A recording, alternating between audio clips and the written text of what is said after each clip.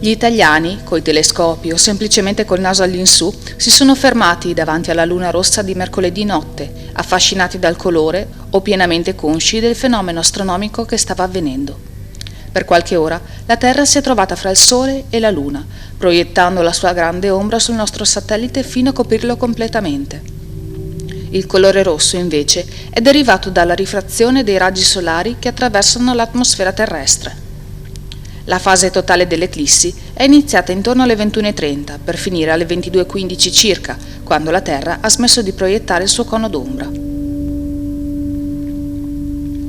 La Luna, che ha ispirato poeti e scrittori, ha regalato così anche stasera il suo spettacolo, dandoci appuntamento, naturalmente, alla prossima eclissi totale, condizioni meteo permettendo, nel 2018.